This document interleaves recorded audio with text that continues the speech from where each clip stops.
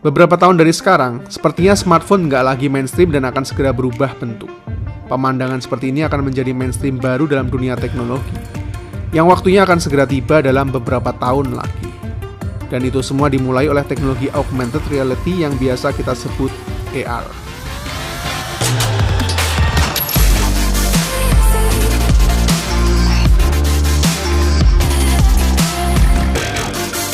Hello S people, saya Vian. Ini adalah segmen video yang sebenarnya udah pernah saya bikin lebih dari setahun yang lalu. Di Flash Beyond ini kita bakal ngobrolin prediksi masa depan gadget berdasarkan tolak ukur gadget yang ada di masa kini. Dan inspirasi awal dari tema AR yang saya angkat ini berawal dari benda ini, Mario Kart Live Home Circuit. Lah, kok malah Mario? Apa hubungannya? Langsung kalian lihat sendiri aja deh.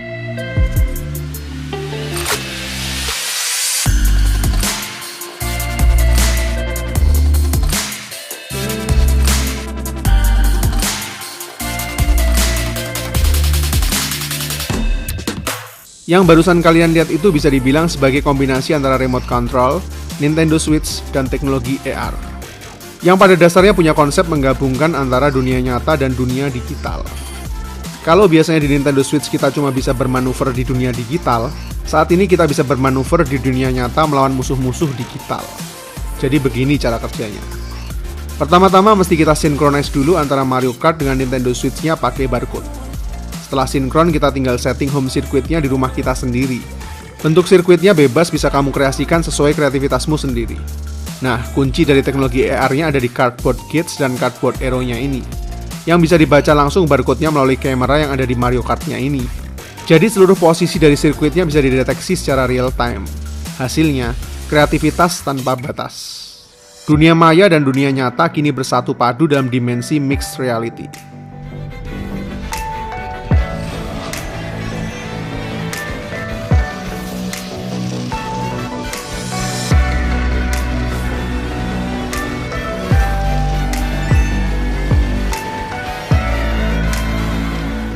Dan anyway, Mario Kart Live tadi hanyalah sedikit scratch dari penerapan teknologi AR yang akan kita gunakan di masa yang akan datang. Dan yang saya maksud dari yang akan datang, bukan sejauh film-film science fiction puluhan tahun lagi. Tapi kemungkinan besar akan segera kita nikmati dalam waktu 2 hingga 3 tahun ke depan aja. Dan prediksi saya bakal segera mainstream pada tahun 2025, ketika jaringan 5G juga sudah menjadi mainstream. Masih ingat Google Glass yang di-launching pada tahun 2014 lalu? Itu barulah sebuah permulaan dari uji coba awal dari user interface masa depan. Kebutuhan device manusia dari masa ke masa selalu berevolusi sesuai dengan perkembangan sains dan teknologi. Komputer masa lalu hanya menerima komen melalui keyboard yang kita ketik. Kemudian user interface awal mulai muncul sejak ditemukannya mouse. Kita jadi lebih bebas bereksplorasi dalam sebuah operating system. Kemudian berevolusi lagi sejak layar sentuh hingga inovasi multitouch yang ada di device iPod Touch maupun iPhone, yang kini menjadi standar baru pengoperasian user interface seluruh smartphone di dunia. Jadi apa selanjutnya?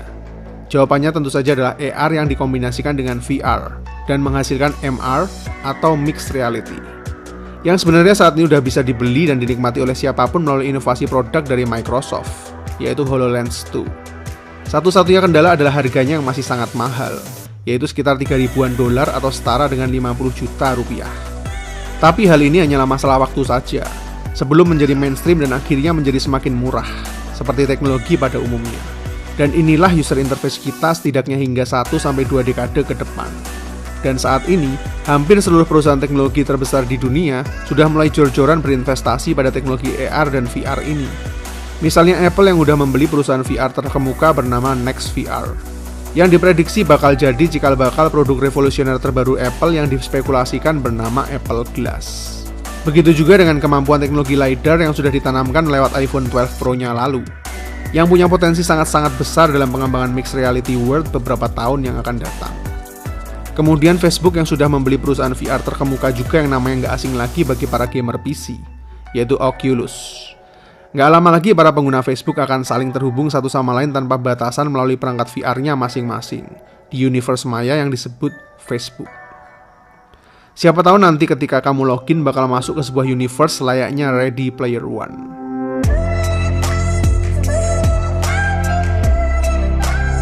Bahkan Oppo juga sudah menggelontorkan banyak investasi ke teknologi AR dan VR sejak beberapa tahun yang lalu.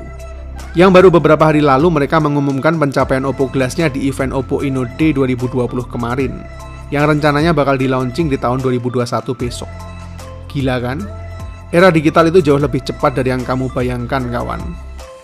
Banyak yang menganggap teknologi AR dan VR ini hanya bakal dipenetrasi oleh segmen games dan entertainment aja selama ini. Tapi pendapat itu menurut saya salah besar. Karena teknologi ini bakal sangat potensial menggantikan seluruh operating system dan user interface kita beberapa tahun lagi. Bahkan di semua bidang mulai dari hiburan, bisnis, travel, komunikasi, kesehatan, arsitektur, seni, bahkan hingga ranah militer. Kamu cuma perlu sebuah ruang kosong dan sebuah HoloLens untuk mengisi seluruh ruangan kamarmu dengan layar LCD yang ukurannya bisa bebas kamu resize sendiri, dan bahkan bisa mengikuti seluruh gerakanmu kemanapun kamu pergi. Menaruh kalender digital, jam digital, atau apapun untuk memenuhi ruangan hiburan ataupun ruangan kantormu. Untuk meeting dengan seseorang maupun grup, kamu hanya perlu menggunakan HoloLensmu aja, maka mereka akan muncul secara holografik tepat di hadapanmu. Bahkan bisa mengkalibrasi sesuatu dengan visualisasi yang sinkron satu sama lain, sehingga pekerjaan teknikal jadi jauh-jauh lebih mudah dilakukan dimanapun kalian berada. Bahkan dalam hal edukasi maupun ilmu pengetahuan, teknologi ini akan sangat-sangat jauh mempermudah segalanya, karena semuanya dapat disimulasikan secara real time. Untuk membuat sebuah objek 3D, kamu bisa membuat seluruh konstruksi tadi hanya menggunakan tanganmu secara langsung, mirip seperti yang kita lihat di film-film Tony Stark. Nggak nyangka kan kalau kamu bakal segera ngerasain semua ini hanya dalam waktu yang nggak terlalu jauh. Bahkan pada saat sedang traveling, titik GPS akan menunjukkan lokasimu secara akurat. HoloLens akan menuntunmu melalui belokan demi belokan secara sangat-sangat akurat. Kalau kamu ada di negeri yang bahasanya nggak kamu ngerti, HoloLens juga bisa translate langsung secara real time. Bahkan kalau kamu lihat objek apapun yang ada di depanmu, AI dari HoloLens juga mampu mendeteksi semua benda itu, yang selanjutnya bisa kamu proses database setiap objeknya.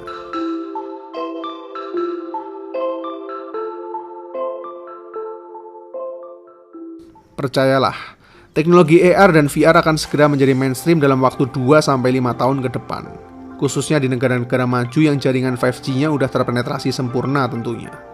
Teknologi yang akan mulai menggantikan fungsi dari smartphone atau PC kita berikut dengan operating systemnya yang baru juga. Dan nampaknya, pertarungan dan perebutan ekosistem mixed reality ini nggak akan jauh-jauh lagi dari Microsoft, Google, dan Apple. Sebelum akhirnya di masa yang lebih jauh lagi, akan segera digantikan lagi oleh AI. Ya, operating system maupun user interface nanti bakal bertransformasi menjadi sebuah AI aja. Nggak perlu lagi ngasih komen pakai keyboard, mouse, atau layar sentuh. Ketika seluruh jaringan perangkat IoT sudah terkoneksi dengan AI, kamu tinggal rebahan dan nyeletuk. Maka semuanya akan dikerjakan oleh AI dan robotik. Yang mungkin akan saya ceritakan di video-video Flash Beyond selanjutnya. Oke, segitu dulu tentang augmented reality. Saya Vian, see you in the next videos.